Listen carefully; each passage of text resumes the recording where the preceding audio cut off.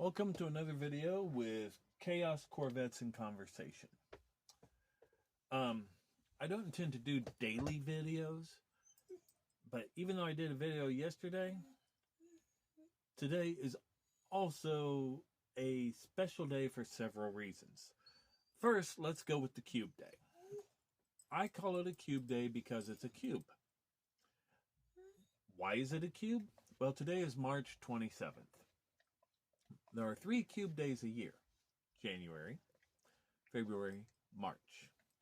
In January, 1 times 1 times 1 is 1. In February, 2 times 2 times 2 is 8. Then in March, you have 3 times 3 times 3 is 27. So there's your cube day. There are only 3 in a year. Today is the last one. It's also my favorite one because my favorite musical artist, Weird Al Yankovic, has hidden the number 27 in songs, videos, albums throughout his career. All my ringtones and all my alarms are Weird Al songs. And the fun thing with Weird Al is he's respectful and irreverent at the same time. He's a great person as an individual. Got to meet him once. He's awesome. Now, I'm not wearing my usual Corvette shirt today, strictly by accident. It includes 2 of my favorite franchises. You have here Ray Egon Vinkman from Ghostbusters, and you can see Ecto-1 there, and it says "Back to the Firehouse." Hi, Zora. Zora, down. Get down. He likes me for some reason. Anyway, but the lettering "Back to the Firehouse" is from Back to the Future. And I don't know about anyone else, but the end of Afterlife, when Ecto-1 was heading back into the city, made me cry. She was going home. And so Friday, my wife and I went and saw Ghostbusters Frozen Empire. No spoilers. Damn it. I want to describe something in the movie with just 3 words, but my dog has licked my hands. I've promised no spoilers. So anyway, when we went to the movie, where did I put it? Ah, there it is. I have here, we got the Ghostbusters Frozen Empire popcorn tin. And here you can see our happy villain, tall, dark, and horny. That's not the spoiler. The Frozen Empire Ghostbusters logo. It is so awesome that they have an actual firehouse in New York City for the Ghostbusters firehouse. I thought it was just made up for the movie, but it is an actual working firehouse. Station number 8. And what I would love to see is if somebody would do a computer 3D model that you can just explore at your convenience of the firehouse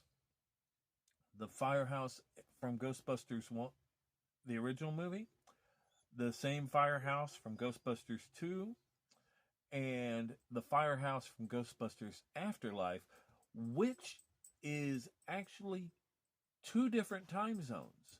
You have back in the horse and carriage days when they used horses to pull the fire wagon, and you have the modern firehouse. I would love to see a computer thing where you can explore all the firehouses.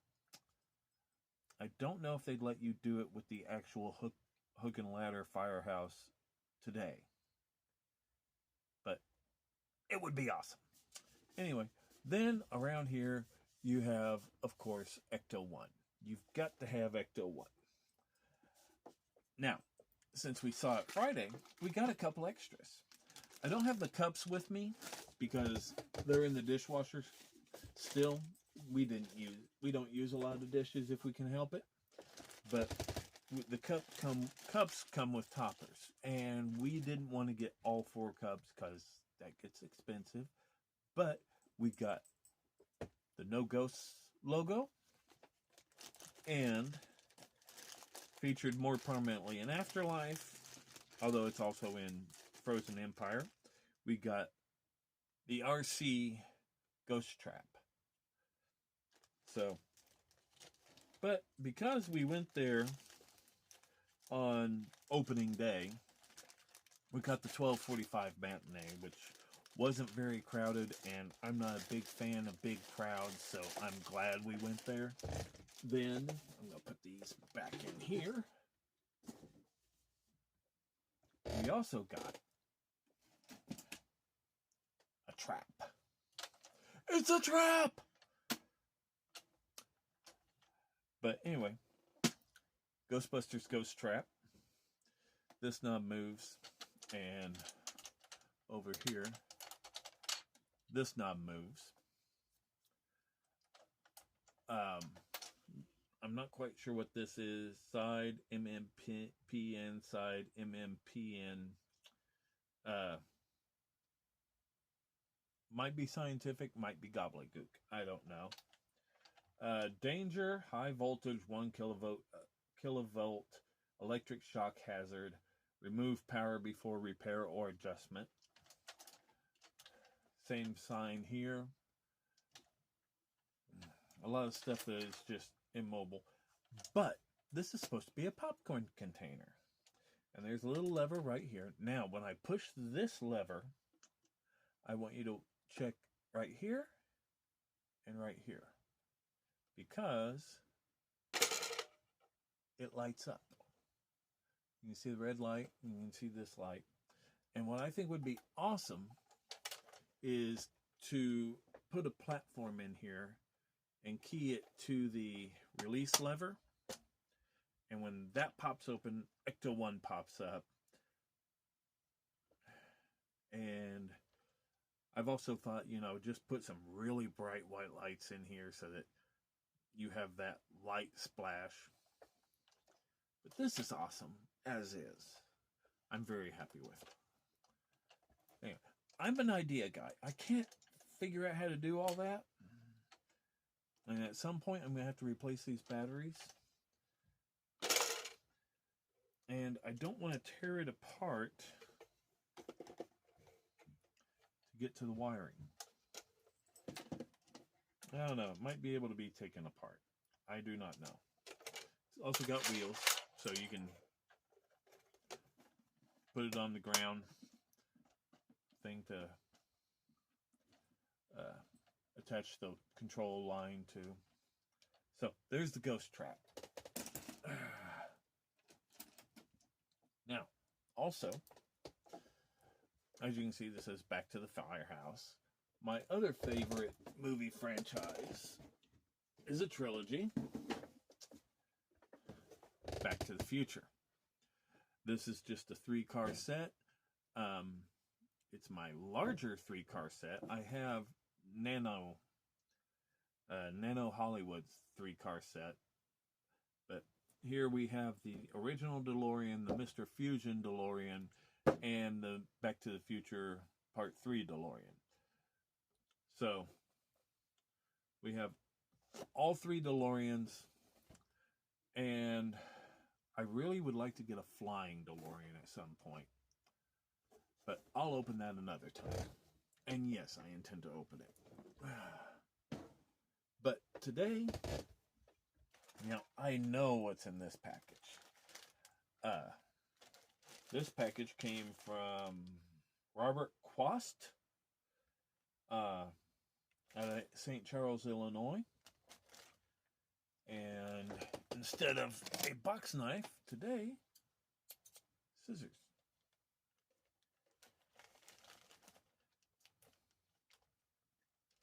This is kind of my main cave, or as my wife calls it, the Corvette cave. But this my first video for this channel, which was the previous one, I bought some stuff on eBay because I was excited. This video, this right here, okay, the semi-truck I got. Where did I put the semi-truck? Here, truck.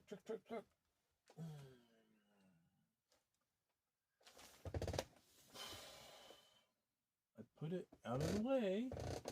Apparently I put it too far out of the way.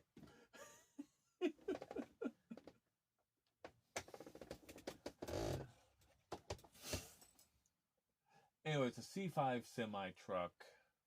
Did I put it on its shelf already? I haven't put it in the database yet. Nope, it's not on the shelf.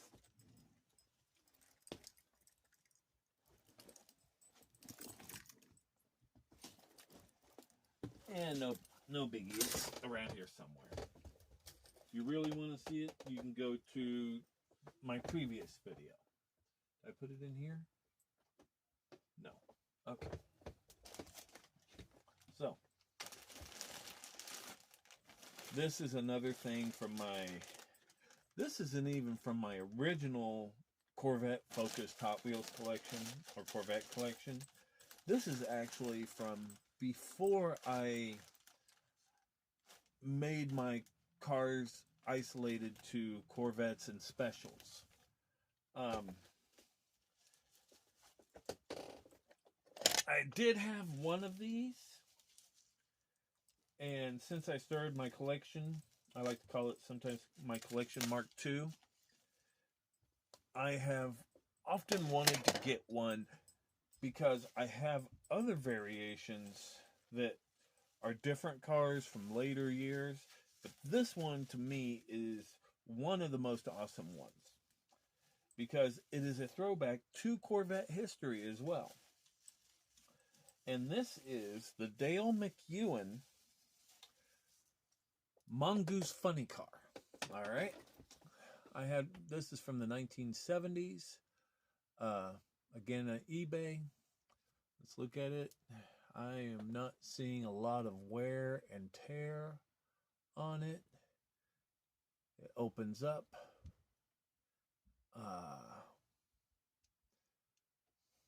I think there used to be a black plastic thing in here. This one's missing. But it opens up, and then you've got the engine, you've got the driver's seat, rear wheel is bent. This has seen some play. I'm okay with that because I am not all about perfection in my collection. Oh yeah, those back wheels are warped. I'm okay with that. I have the funny car. That's what I wanted. And it's seen better days, but it is a Corvette based. You can see the back end. That's definitely Corvette.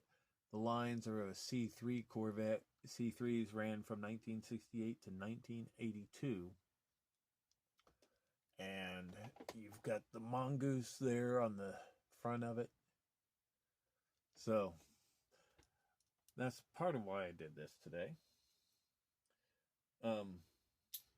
But the reason they call this the Mongoose is in 1958, there was a Automotive Manufacturers of America racing ban.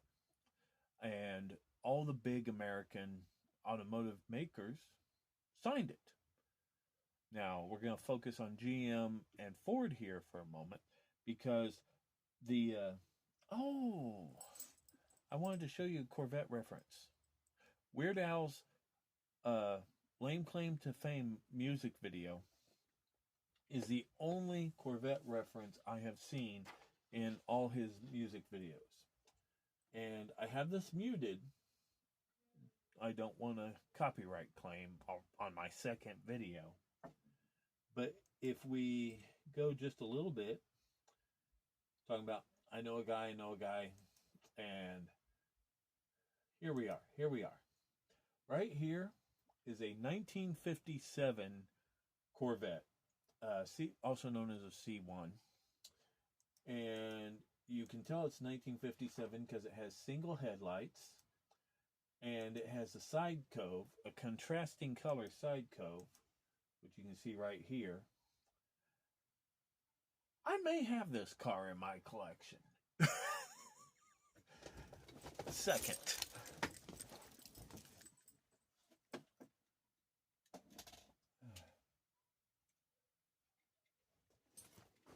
No, I don't, but I have something incredibly similar. This is a 1957 Corvette. You can see it better here than in the video. But that's the front end. And mine, the doors and the hood open. So you can see the engine there. So, and this one is it says fuel injected on the side. So, but that's a 57 Corvette, which is what's being shown on the screen here. However, sorry, I wanted to edit out something that had my address in it. Anyway, so 1958, American Automotive Manufacturers of America racing band, AMA racing band. So 1958, no more racing, no factory sponsored racing, but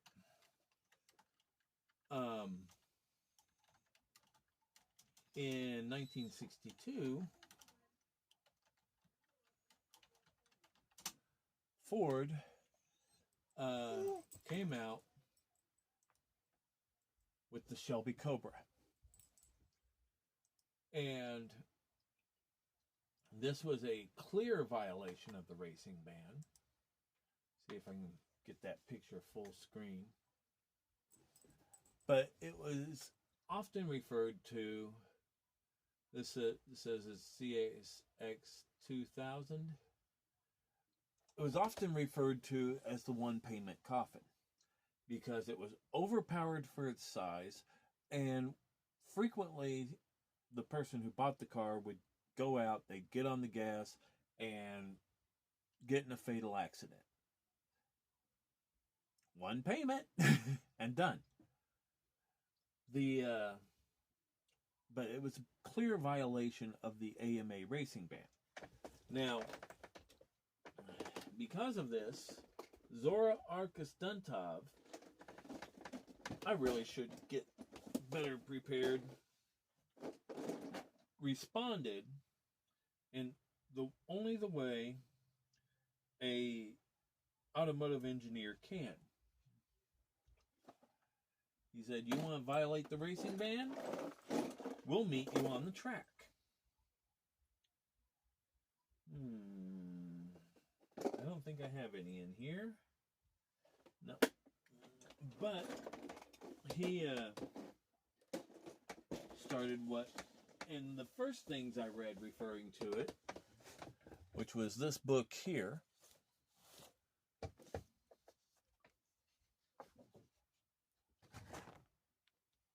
Corvettes, an American classic. They referred to it as Operation Mongoose. And so Dale, now, if you're aware, a mongoose is the only animal, a mammal, known for being able to take on a cobra. And mongooses usually defeat cobras. Now I'm thumbing through here. This book came out in 1978. I actually have two copies. This is what I refer to as my reading copy because it's in rougher shape than the other one. And what I am looking for, anyway, in 1963, they were redoing the Corvette completely. And they came out with the C2. The most iconic of the C2 is the 1963 split window coupe. And there's a picture of it right here. Or if we go back to my Road Champs, That is a 63 split window coupe. The hood grills here were non-functional. They were just decorative, aluminum grills inset into the hood. It was the first Corvette with independent rear suspension. And the split was an argument between the head of the art department, Bill Mitchell, and head of engineering, Zora Arkus-Duntov. The Zora did not want the split. Mitchell wanted the split, and he threatened to not allow the Corvette have the superior independent rear suspension if he didn't get his split. So they compromised. Mitchell got his split. Zora got his independent rear suspension.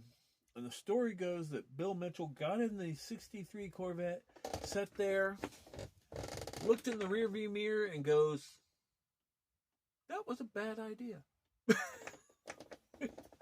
And so the 1964 Corvette did not have the split window rear window. Now, unfortunately, I don't have a larger version of my favorite Corvette. I am going to come over here. What I'm doing is I am grabbing a car case, and this car case is, I mentioned my favorite kind of case for holding my cars. So I grabbed the wrong one. This is C3s from 1968 to 1969. I'm not looking for C3s from 1968 to 1969.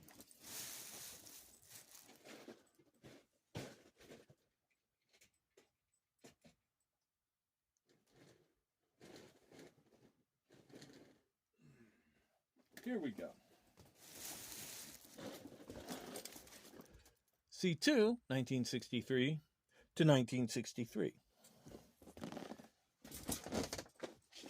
I have 3 cases of C2s, and what I did, this is just plain printed paper, but this is laminated. And I have a whole bunch of these. And what I do is I write on them with a Sharpie. And then when I go through and I sort in the new cars, I will wipe off, well, probably not this one. I will go ahead and wipe this off and write down the new years. So as I expand my collection, the cases expand, and I'm set up to expand the cases. I'm a nerd. But anyway, 1963 to 1963, let me see here. So, Zora's response to the Cobra was a 1963 Corvette Grand Sport. And there were 2 versions of the Corvette Grand Sport, the Roadster and the Coupe. So let me reach in here. There is a Coupe, and here is a Roadster. Okay. I'm lame. Anyway, so you will note the 1963 Corvette Grand Sport Coupe, because it was built by engineering, does not have the split window. It has a taller, heavily ventilated hood. There were vents on 3 sides of that. The headlights would be fixed. I have a book where I could show you better. But the headlights would be fixed. You have fuel ports and fluid. I think one was oil, one was coolant. The actual fuel was put in the back. Had a larger fuel tank. In the back, you can see a bunch of circles. Those were actually ventilation holes, except for the outer 4, which were the tail lights. So, 1963 Corvette Grand Sport. This is the coupe. The Roadster. Oh, one other thing. Right here on the back of the window was a cooler for the brake fluid. Because in race cars, you use a lot of brakes. The fluid gets hot. Hot fluid doesn't work as well as cool fluid. So they put a brake cooler, so as the wind came over the car, it went through there and cooled the brake fluid. Just a little radiator there. The Roadster right here doesn't have that brake vent on the rear. I don't know why. You can see the special hood a little better here. Again, the fixed headlights. On a 63, the headlights were a little inboard from the edges and they would rotate. So that was also the first year of concealed headlights, which were a Corvette tradition for until the C6 in 2003.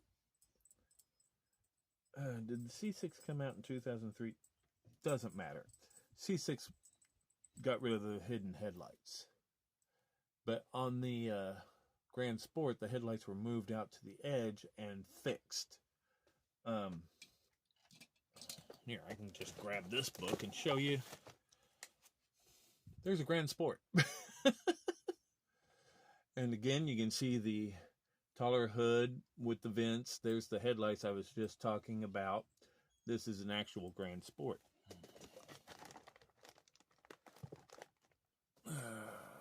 Put the book back. Really need to organize my library better. So, there's your Corvette history to go with today and why the Dale McEwen Mongoose funny car is important to be called Mongoose. Because the two names for the Grand Sports were Operation Mongoose or the Lightweights, because they shaved, I think, 1,000 pounds off the stock base model Corvette for the Grand Sport. It had a different frame, more powerful engine. It lost a lot of the luxuries. But the Grand Sport is my favorite car, just for appearances. Anyway, another Ghostbusters reference. My favorite Corvette movie is, here we go, starring Mark Hamill and Annie Potts, Corvette Summer. That is the Dragon Wagon, a custom-built car for Corvette Summer. Had right-hand drive. Most of the stuff on it was made for movies. The side pipe exhaust didn't work. It had regular exhaust that you could see at various points in the movie. But it starred Mark Hamill and Annie Potts. And when my wife found it on DVD, she got me the Corvette Summer DVD.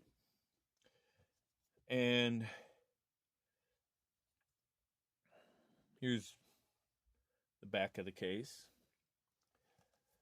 Corvette Summer, a high school shop class finds a wrecked Corvette in a scrapyard, and they rebuild it into the Dragon Wagon. It gets stolen, and Mark Hamill's character pursues it to Las Vegas. That's all I'm saying about that. There are a lot of cool cars in the movie. There are several Corvettes in the movie that are not the Dragon Wagon. There are all kinds of car references. But about 20 years ago, Annie Potts came to town to perform at her alma mater in a play called A Little Night Music. I bought a ticket to the play. And there was a meet and greet afterwards. And I went up to her. And I said, Ms. Potts, you're in my favorite movie. And I would like to get your autograph. And she goes, "Oh, which movie is that?" And I pulled this out and I said, "It's Corvette Summer." And she was an incredibly gracious woman. I said, "I have 2 copies, one for collection, one for watching." And this is the collection one. And if you look, it's autographed. Now, I am going to be blunt about Ms. Potts, okay? There are celebrities out there who they are gracious when they have to be.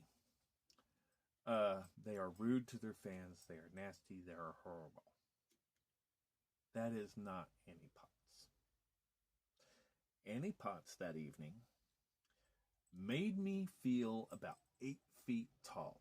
While she was talking to me, she made me feel like I was the most important person in the room. But she was so kind and so gracious. While I felt 8 feet tall, she still appeared to be about 10 feet tall. Although she is rather petite. And just, she's an amazing woman. She's a great actress. Don't think I don't think she's a great actress. But as a person, as an individual, she is an amazing person. And it was my great pleasure to meet her. And in my will, this, even though it's seen better days, I had it in storage. There were rodents. This is an unwatched VHS tape of Corvette Summer. And it has Annie Potts' autograph. And when I die, this goes to the National Corvette Museum in Bowling Green, Kentucky. Because this, I don't want to part. I don't want to part with it. It's mine. But once I pass, the Corvette Museum gets it. Just because it's got her autograph on it. The DVD, they might want that. I don't know. I've told my wife, Corvette Museum gets to go through all my Corvette stuff. They can take whatever they want. Not that I'm enthusiastic about the Corvette Museum or anything. Been there twice. Anyway, that's it for today. Again, be kind to the weirdos, because they might think you're one too.